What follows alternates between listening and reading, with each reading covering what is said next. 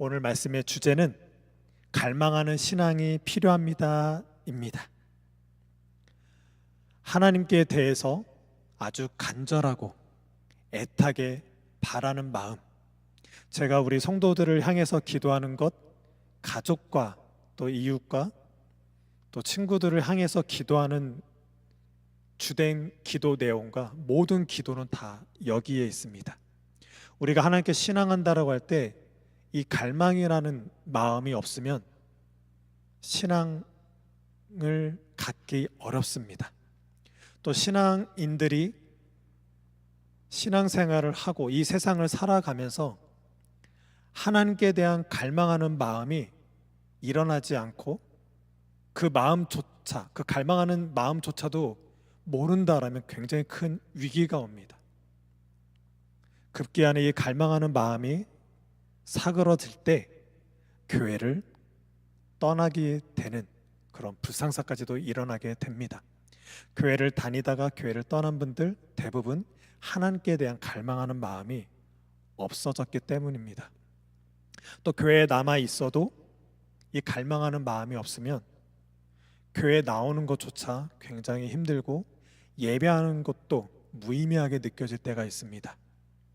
우리 항해하는 교회 성도들은 하나님께 대해서 갈망하는 마음이 항상 있기를 바라고 계속 이 갈망하는 마음이 커지길 바라고 계속해서 확장되어지길 바라겠습니다. 그래서 세상 사람들이 우리를 바라볼 때 저 사람은 어떻게 해서 저렇게 하나님을 향한 마음이 갈망할 수 있을까? 이것이 궁금해지는 우리 모든 성도가 되길 바라겠습니다. 우리는 예전에 시편을 계속 쭉 봤었습니다. 시편은 제5권까지 되어 있고 우리는 주로 1권까지는 어느 정도 봐왔었는데 그 뒤로는 지금 시편을 하지 못했는데 언젠가는 꼭 시편이 계속 150편까지 한번 봤으면 좋겠습니다. 저는 개인적으로 지금 86편까지 지금 다 정리가 끝났는데요. 볼 때마다 너무 이렇게 은혜가 찹니다. 그렇게 봤으면 좋겠고 오늘 시편 고라자손의 시 인도자를 따라 깃든에 맞춘 노래. 깃딧은 이 당시 악기인데 아직까지도 어떤 악기인지 모릅니다.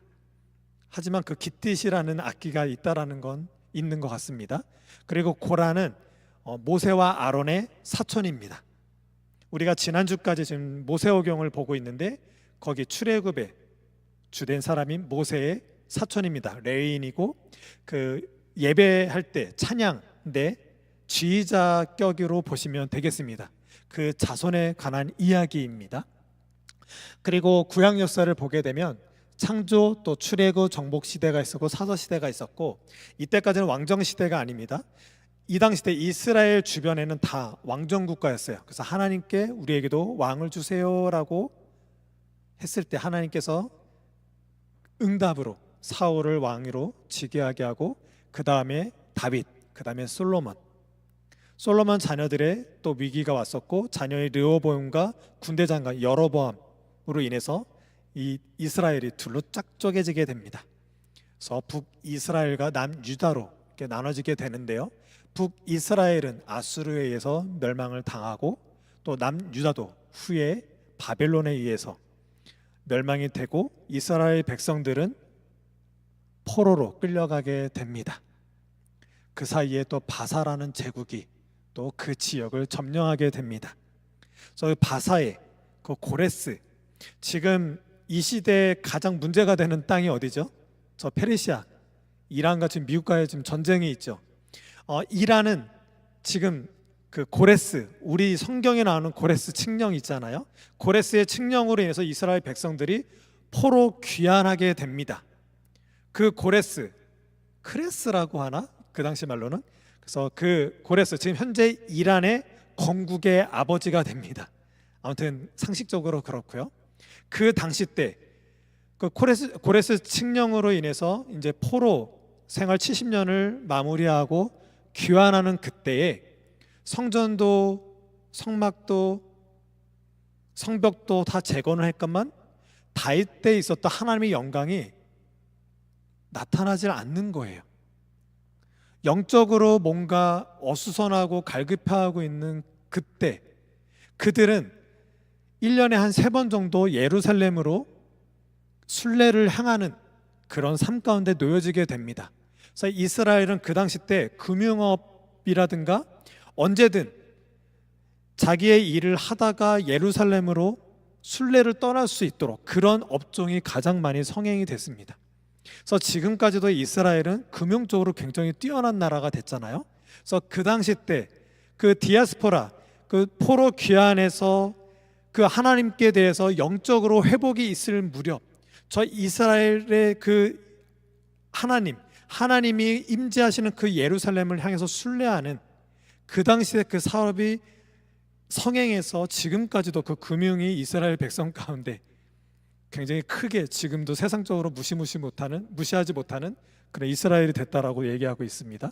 아무튼 그런 배경 가운데서 지금 포로에서 포로 귀환까지 됐고, 포로 귀환을 하면서 자기네들이 포로를 끌려가게 된 이유는 하나님께 대해서 참으로 예배하지 못했고 언약 백성으로의 삶을 못 살았던 그것을 회개하고 참여하는 것으로 다시 하나님의 임재를 기대하고 하나님의 임재가 있는 그 하나님의 백성으로서의 참된 정체성으로 있을 때야 비로소 우리가 온전히 설 수 있다라는 신앙의 회복이 있을 그때 순례자의 시로서 있는 것이 바로 오늘 시편 84편입니다.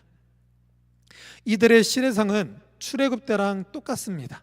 우리가 지난주까지 봐왔죠. 출애굽 때는 분명히 애굽의 종살이로 있다가 출애굽 구원이 일어났습니다. 하지만 구원이 발생됐지만 여전히 그들의 인생은 광야였습니다. 여전히 배고프고 목마르는, 구원을 받았건만 그들은 궁금해합니다. 하나님은 우리를 구원시키셨지만 우리는 여전히 광야네. 왜 우리는 이렇게 배고파야 되고 힘든 삶을 살 수밖에 없을까라는 거예요. 그들의 삶도 그들의 영적인 상황도 혼돈스럽고 공허하고 흑암 가운데 있을 수밖에 없다라는 것입니다. 이 배경 가운데서 시작되는 게 창세기인 거죠. 오늘 배경이 되는 이 포로기 때, 또 포로 귀환 때 똑같이 혼돈스럽고 공허하고 전혀 빛이 없는 그런 영적인 상태에 머물러 있다라는 겁니다. 포로 70년 동안 있었고 포로 귀환 때 어쩌면 큰 자유함을 누릴 수 있는 그때에도 성전과 성벽을 재건했음에도 하나님의 영광이 없다라고 느껴지는 그 암울한 영적인 시대 때 과연 이 84편은 무엇을 기록하고 있을지요? 오늘 말씀에 보면 첫 번째 단락입니다. 만군의 여호와여, 주의 장막이 어찌 그리 사랑스러운지요. 포로 귀환하고 있는 그들은 포로 전에 하나님의 영광 가운데 하나님께 참으로 예배했던 그때가 진짜였구나라고 이렇게 고백하고 있는 것입니다. 내 영혼이 여호와의 궁정을 사모하여 생각하며, 그들이 70년 동안 포로기에 있을 때, 또 포로가 끝난 그 시기에도 하나님의 궁정에 있는 것이 얼마나 사모했었을까요? 70년이었어요. 우리는 7일 동안만 해도 어디 갇혀 있다면 예배하지 못한다면 그 예배한다라는 그 가치가 얼마나 크게 느껴질지 정말 이렇게 감도 안 와요. 요즘 감도 안 온다는 말 많이 쓰던데 정말 그렇죠. 우리는 이렇게 예배하고 있는데 이렇게 예배하고 있는 삶을 누군가 못하게 한다면, 우리를 결박하여서 어딘가 궁지에 몰리게 한다면 하나님께 예배한다는 것이 얼마나 간절해질까요? 그 사모하는 마음까지도 그것으로 쇠약해져 있다는 거예요. 내 마음과 육체가 살아계신 하나님께 부르짖나이다. 너무나도 갈망하고 하나님께 예배할 수 있는 하나님의 임재를 갈망해서 쇠약할 정도로, 그래서 그 하나님께 대해서 지금 부르짖고 있는 거예요. 나의 왕 나의 하나님 만군의 여호와여, 주의 제단에서 참새도 제 집을 얻고 제비도 제 새끼 둘 보금자리를 얻었나이다. 주의 집에 사는 자들은 복이 있나니 그들이 항상 주를 찬송하리이다. 주께 대해서 참으로 예배할 수 있는 것, 이 땅에 포로로 있을 때, 이 땅에 종살이로 있을 때 이 땅의 죄악으로 인해서 구원받을 수 없을 때 구원의 기쁨, 제단에서 참으로 하나님께 예배드릴 수 있는 그 집이 너무나도 갈망합니다. 저 참새도 저 제비도 주의 집에 있는 것으로도 그렇게 부러운데 주의 집에 있는 자는 정말 복된 존재입니다 라고 이렇게 고백하며 하나님의 임재를 이렇게 갈망하고 있는 것입니다. 우리도 이렇게 예배할 때 예수 그리스도로 말미암아 하나님 나라가 있다라는 것, 하나님 나라에서 예배할 수 있다라는 이 놀라운 은혜가 얼마나 귀한 것인지, 이 땅을 살아가면서 직장 생활을 하면서 학교를 다니면서 여러 가지 어려움과 힘듦이 있을 때 하나님께 예배하고 하나님 임재 안에 있는 이 사실이 얼마나 갈망이 되는지, 이 갈망이 여러분들 가운데 꼭 있기를 바라겠습니다. 그리고 이것을 위해서 기도하겠습니다. 다음 단락입니다. 그 장막을 향해서 이제는 주께 힘을 얻고 그 마음에 시온의 대로가 있는 자는 복이 있나이다. 이제는 하나님의 장막, 하나님의 임재에 갈망하는 것을 넘어서 이젠 그 갈망을 향해서 나아가는 거예요. 방향성이에요. 시온의 대로가 있는 그 장막으로 향할 수 있는 것은 어느 누구에게나 주어지는 것이 아닙니다. 오직 하나님의 백성에게만 주어지는 건데, 그 시온의 대로가 있는 자는 복이 있다라는 거예요. 이 땅에서는 그들이 어떤 물질과 건강과 어떤 다산, 이런 복을 위해서 우상까지도 섬겼기 때문에 포로 70년에 갇혀서 살았던 거예요. 하지만 저 하나님의 임재와 임재로 향할 수 있는 저 시온의 대로가 열린 그들이 진짜 복이라는 거예요. 이 땅을 살아가고 있는 우리에게도 세상이 말하는 복이 우리에게 주어졌어요. 미래에 대한 아주 형통되는 미래가 주어지면 복이라고 여기게 되고, 돈을 많이 벌거나 또 건강해지거나 많은 세상이 요구하는 것들이 우리에게 채워지면 복이라고 여겨지는데, 우리의 믿음의 눈으로 봤을 때, 하나님의 시각으로 봤을 때 우리에게 참된 복은 하나님이 마련해 준 저 장막, 참된 하나님 나라로 갈 수 있는 방향성만 열려져도 우리에게 복이 된다라는 것입니다. 이 복됨이 우리의 믿음 가운데 깊이 뿌리 박혀 있길 바라겠습니다. 그래서 그 시온의 대로로 갔을 때, 드디어 시온에 갔을 때 그 복은 하나님 앞에 각기 나타나리라. 우리 앞에 하나님이 나타나는 것, 참된 임재가 복이라는 거예요. 하지만 그 복을 위해서 눈물의 골짜기로 가는 거죠. 골짜기를 지날 때 그 시온의 대로가 있지만 그 대로는 골짜기라는 거예요. 그곳에서도 많은 샘이 있을 것이며 이른 비가 복을 채워주나이다. 이것은 생명을 뜻합니다. 우리의 인생은 하나님을 향한 복된 길 가운데 있지만, 의인의 길은 여호와께서 인정하신다. 그 인정하는 길이 우리에게 있지만 그 길은 여전히 골짜기라는 거예요. 제가 많은 얘기를 안 해도 우리는 각자가 우리의 인생이 지금 골짜기 가운데 있다라는 사실을 고백할 수밖에 없을 것입니다. 하지만 그 골짜기를 걷는 내가 시온의 대로에 잇따르면 나는 생명의 위협을 당하지 않는 생명을, 참 생명을, 영원한 생명을 보장받는 그 골짜기 가운데 있더라는 것입니다. 하지만 그 골짜기는 눈물 골짜기라는 거예요.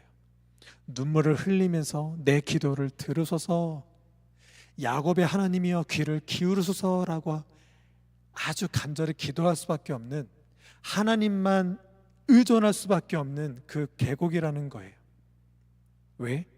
나의 생명을 붙잡고 계시기 때문에, 나를, 생명을 오직 그분만이 주장하고 있기 때문에 이렇게 기도하고 있더라는 거예요. 이랬을 때 하나님께서는 각기 나타나리라. 야곱이 야복 강가에서 하나님과 겨뤄서 황골뼈가 으스러지면서 하나님을 만났던 그때처럼 눈물 골짜기에서 눈물 흘리면서 하나님께 향하는 그 시온의 대로에 있는 우리는 결국 시온에서 야곱이 하나님을 만났던 것처럼 하나님을 진짜 만나는 것으로 복 있는 존재가 된다라는 거예요. 순례자의 길은 이렇게 복된 길이고, 하나님께 참으로 갈망하는 것으로, 갈망이 실제적으로 이 땅을 살아 나아가는 것으로 이렇게 이어지고 있다라는 것입니다. 우리 항해하는 교회 성도들도 예수 그리스도를 통한 저 하나님 나라를 참으로 갈망하게 되고, 실제적으로 갈망하는 것으로 이 땅 눈물 골짜기에서 하나님께 기도하는 것으로, 그냥 그저 하나님 믿는 것이 아니라 끝까지 하나님께 매달려서 야곱처럼 하나님을 분명히 알아보고 하나님만을 분명히 붙잡게 되는, 그래서 참된 복된 나구나 라고 그렇게 인정되어지는 여러분이 되시길 바라겠습니다. 마지막 단락에서는 우리 방패이신 하나님이여 주께서 기름 부으신 자의 얼굴을 살펴보옵소서 라고 얘기하고 있는데요, 이 얼굴은 11절에 여호와 하나님은 해요. 고레스는 그 크레스가 태양이라는 뜻입니다. 어떻게 이해하면 좋냐면, 그 고레스의 손자가 누구냐면, 혹시 영화 300 보셨어요? 예, 그 스파르타 하면서 그 300 용사의 그 상대방 그 막 금 추렁추렁 달린 그 왕이 있잖아요. 그러니까 고레스의 손자가 걔예요. 근데 그때 왕은 신이었어요. 신이었는데 지금 고백하고 있는 하나님은 해라는 거예요. 저 세상에 있는 저 왕이 신이 아니라 오직 여호와 하나님만 참 신입니다라고 이렇게 고백하고 있는 것입니다. 그리고 그 하나님이 나를 보호하시는 방패가 되십니다. 여호와께서 은혜와 영화를 주시며 얼굴을 우리에게 비추신다. 그것은 우리에게 은혜와 영화를 입혀주시는 것, 이것은 구원을 의미합니다. 이 땅에서는 이 세상이 말하는 저 태양신이라고 말하는 저 우상들이 은혜를 주고 우리를 윤택한다고 하지만, 우리 하나님을 믿는 사람은 오직 하나님만이 해와 같은 진짜 하나님만이 신이고 하나님만이 우리를 구원할 수 있다는 지금 고백 가운데 나아가고 있는 것입니다. 그래서 이 얼굴을 살펴보옵소서 굉장히 중요합니다. 우리는 지난주까지 지금 출애굽을 보고 있는데요, 출애굽을 하고 있는 백성들이 하나님께 제사를 할 때, 또 제사를 하거나 대제사장이 나와서 백성들에게 선포를 합니다. 여호와는 내게 복을 주시고 너를 지키시기를 원하며, 여호와는 그의 얼굴을 내게 비추사 은혜 베푸시기를 원하며, 여호와는 그 얼굴을 내게로 향하여 드사 평강 주시기를 원하노라. 우리 인간은 하나님의 얼굴을 볼 수가 없어요. 하나님이 까꿍하고 이 까꿍이 계시거든요. 그의 얼굴을 보여줘야지만 우리는 그분을 알아볼 수가 있게 되는 것입니다. 이것이 바로 얼굴을 살펴보옵소서, 그것이 우리의 은혜와 영광이 되는 겁니다. 그래서 그 은혜로, 그 구원으로 성전 문지기로 있는 것이 우리는 좋은 거예요. 주의 궁정에서 한 날이 다른 곳에서의 첫날보다, 이 세상에 무엇이 주어지고 주어지지 않든, 무엇이 형통하든, 어떤 큰 아파트가 주어지고 큰 사업을 일으키고 그런 것이 아니라 오직 하나님과 독대에서 있는 그 한 날이 저 천하디 천하다라고 하는 문지기로 되는 것이 오히려 참된 복입니다라고 고백 가운데 나아가는 것입니다. 그래서 좋은 것을 아끼지 아니하실 건 시민이다 이렇게 고백하고 있고요, 마지막으로 만군의 여호와여 주께 의지하는 자는 복이 있나이다 이렇게 고백하고 있습니다. 오늘 말씀은 갈망하는 신앙이 필요합니다입니다. 우리가 신앙생활을 이렇게 하고 교회를 다니면서 하나님께 대해서 갈망하지 않는다면 신앙에 큰 위기가 있는 중입니다. 이 갈망은 의지입니다. 어떤 일을 이루려는 적극적인 마음. 성경에서 의지하고 안심하고 안전하다, 이렇게 소망과 관련이 있고요. 우리는 하나님께 갈망한다고 할 때 이 의지를 드린다는 게 굉장히 중요합니다.